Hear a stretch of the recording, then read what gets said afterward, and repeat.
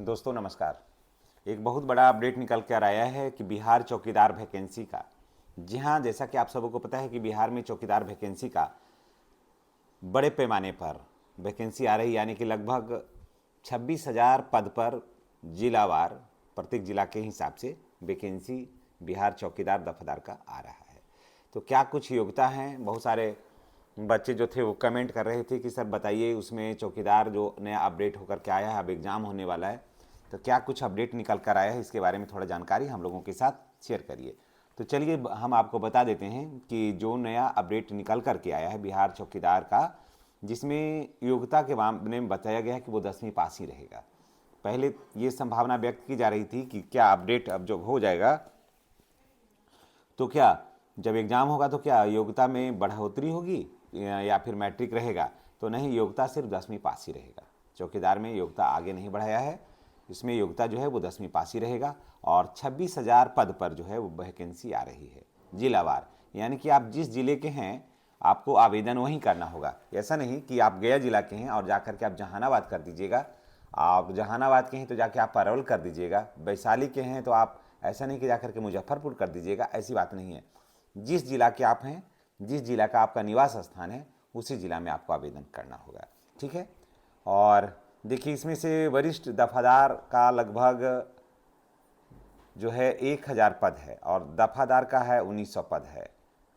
ये सब तो बाकी तो जाएगा अधिक के हिसाब से, क्या बोलते हैं, प्रमोशन के हिसाब से ये सब जाएगा। इसमें देखिए योग्यता कहा गया है कि साइकिल चलाने आना चाहिए इनको। समझ गए, इनको साइकिल चलाने आना चाहिए। आयु है जो 18 से लेकर के 42 साल उम्र होना चाहिए इनको। सरकार यह एक सरकारी नौकरी है। और सबसे बड़ी बात है कि इसमें सिर्फ बिहार राज्य के जो निवासी हैं वही आवेदन कर सकते हैं, और जिस जिला के आप रहने वाले हैं वहीं आप आवेदन कर सकते हैं। ये नहीं है कि शेखपुरा के हैं और बेगूसराय में ज़्यादा वैकेंसी है, शेखपुरा छोटा ज़िला है और यहाँ वैकेंसी कम है, तो यानी कि शेखपुरा के लड़के जाके बेगूसराय कर देंगे। तो ऐसी कोई बात नहीं है। आपका जो जिला में आप हैं वो आप वहीं आवेदन करिए।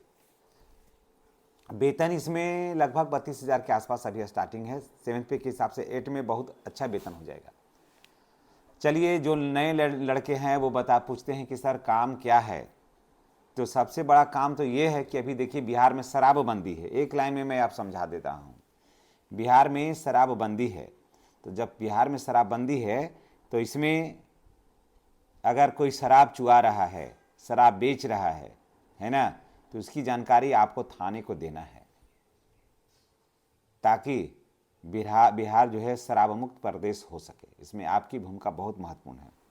दूसरी बात है कि गांव में शांति व्यवस्था बनाए रखना। छोटा छोटा बात पर अगर कोई झगड़ा हो जाता है तो शांति व्यवस्था को बनाए रखने में थोड़ा पंचायती करा करके उसका सोल्यूशन आपको करना होगा, उसका समाधान करना होगा, ताकि लड़ाई झगड़ा नहीं हो। पुलिस और पब्लिक के बीच में समन्वय स्थापित करने का काम भी चौकीदार का ही है। जैसे पुलिस को सूचना देना क्या कुछ हो रहा है पब्लिक के बीच में, और पुलिस में क्या हलचल है वो पब्लिक को बताना कि ऐसे ऐसे करके रेड चल रहा है भाई, सतर्क हो जाना, नहीं तो बाद में कुछ होगा तो हमको मत कहना। तो ये सब चीज़ को है ना। गांव से संबंधित रिपोर्ट थाने में भेजना। आप आज दिन भर में क्या हुआ, क्या कुछ घटनाएं हुई, कैसे मारपीट हुई। साधारण सी मारपीट, ऐसे ही झगड़ा हो गया, चलिए आपस में बदकही था तो कोई बात नहीं है। लेकिन अगर कोई ऐसा चोट जिससे कि ब्लड निकल जाए वगैरह जो है, इसकी सूचना थाने को देना, ये सब काम जो है वो चौकीदार का है। यानी कि चौकीदार एक तरह से इंफॉर्मेशन सेंटर है और यहीं से जाता है वहाँ सारा सूचना। उसके बाद से पुलिस जो है उस पर एक्शन लेने के लिए बाध्य होती है। चयन की प्रक्रिया क्या है? देखिए, पहले दौड़ होता था, दौड़ के आधार पर ही चयन हो जाता था। अब क्या हो गया कि इसमें हो जाएगा परीक्षा, यानी कि आपको परीक्षा देना होगा, उसके बाद ही आपका चयन होगा। सबसे पहले आपको लिखित परीक्षा होगी। अब समझ गए, लिखित परीक्षा देने के बाद आपका फिजिकल टेस्ट होगा। दौड़ वगैरह जो है परीक्षा पास करिएगा उसके बाद ही दौड़ में जाना है, समझ गए। तो पहले फिर फिजिकल टेस्ट होगा, उसके बाद फिर आपका मेडिकल टेस्ट होगा, समझ गए। उसके बाद डॉक्यूमेंट वेरिफिकेशन होगा, या उसके बाद सभी कागजात के जांच के बाद आपको ज्वाइन करवाया जाएगा। ये सब चीज़ें हैं। अब परीक्षा में है कुल अंक 75 नंबर है, समय मिलेगा आपको 1.5 घंटा। 75 नंबर का प्रश्न मिलेगा, उसमें 1.5 घंटा आपको समय मिलेगा। और सम भी जो प्रश्न होगा वो 1-1 नंबर का होगा।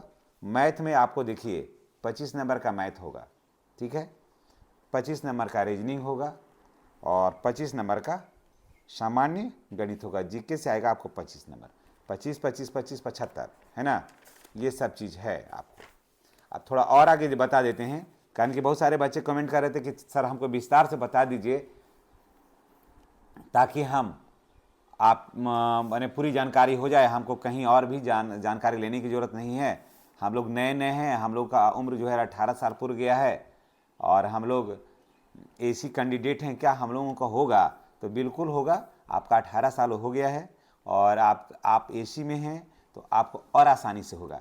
थोड़ा सा आप पढ़ लीजिए, किताब दिया हुआ है टैग प्रोडक्ट में, वहाँ से किताब ले लीजिएगा, वहाँ से पढ़िए घर बैठे। आपको ज़्यादा इसमें कोचिंग करने की ज़रूरत नहीं है। आप घर बैठे रहिए, थोड़ा दौड़िए और थोड़ा पढ़िए, ज़्यादा की ज़रूरत नहीं है। इसमें देखिए, इसमें क्या है, फिजिकल होगा आपको। पहले तो मैंने बता दिया कि लिखित परीक्षा 75 अंक का होगा। उसके बाद मैं ये भी बता दूंगा कि कट ऑफ कितना जाएगा, किसका कितना कट ऑफ जाने का संभावना रहेगा, ये भी बताऊंगा। पहले फॉर्म गिरने दीजिए। फिजिकल टेस्ट में 50 अंक का रहेगा फिजिकल। सिर्फ दौड़ जो है ना वही 30 नंबर का है। जो दौड़िएगा वो दौड़वा खाली है 30 नंबर का। और उसके बाद ऊंची कूद जो है हाई जंप, ऊंची कूद जिसे हाई जंप कहते हैं, में 10 अंक रहेगा और गोला फेंक में 10 अंक रहेगा। तो जो लंबा कूदिएगा उसमें 10 अंक और गोला फेंकिएगा 10 अंक, तो 20 अंक किसमें हो गया, 10 अंक हो गया, 30 अंक हो गया दौड़ में, बस 50 अंक हो गया। तो 3 ही को तैयारी करना है, गोला फेंकने का, लंबा कूदने का और उसके बाद दौड़ने का। ज़्यादा तो कुछ है नहीं, ये 3 प्रोसेस है। हमको लगता है कि दौड़ने के लिए थोड़ा प्रैक्टिस करिएगा, आप युवा हैं तो दौड़ ही जाइएगा। गोला फेंक अक्सर हाँ लोग फेंक ही देते हैं काम भर। ऊंची कूद है 3.5 फीट से ऊपर आपको फानना ही होगा और जितना बेहतर फानिएगा जिसमें 10 अंक आ जाए। ज़्यादा ध्यान देना है दौड़ में अगर आ गए तो चलिए कोई बात ही नहीं है। अब चलिए हम आपको बता देते हैं, टोटल हम बता देते हैं। इसमें एक और भी, हाँ, महिला भी आवेदन कर सकती हैं, पुरुष भी आवेदन कर सकता है, कोई भी।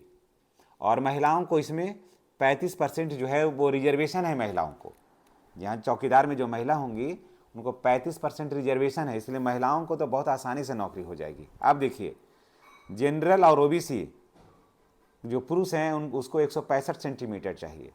जनरल पुरुष है और ओबीसी पुरुष है तो उनको 165 सेंटीमीटर लंबा होना चाहिए। ईबीसी पुरुष को 162 सेंटीमीटर होना चाहिए। एसी एसटी मेल को 160 सेंटीमीटर होना चाहिए और सभी महिला, चाहे जो भी महिला है, तो उसको 152 सेंटीमीटर होना चाहिए, ठीक है। और आवेदन शुल्क लगेगा सिर्फ 100 रुपया। तो यही था अपडेट। ये जानकारी आपको कैसी लगी है कमेंट करके आप बताइएगा। और चैनल पर अगर आप नए हैं तो चैनल को आप हर हाल में सब्सक्राइब करिए, बेल आइकन को दबाइए ताकि रोजगार से जुड़ा हुआ हर खबर जो है ना वो आपको मिलता रहे। चलिए नेक्स्ट वीडियो में हमारी और आपकी फिर मुलाकात होगी। चैनल पर नए हैं तो चैनल को सब्सक्राइब करना नहीं भूलिएगा। धन्यवाद। जय बिहार।